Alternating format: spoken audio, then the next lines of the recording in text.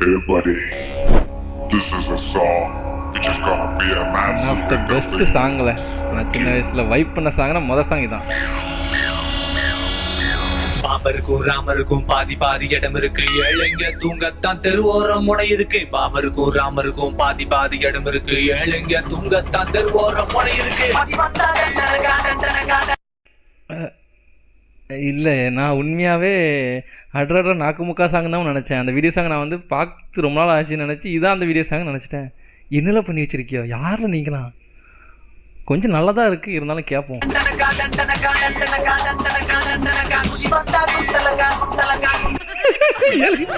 கேட்ட வந்த மாதிரி இருக்குல்ல.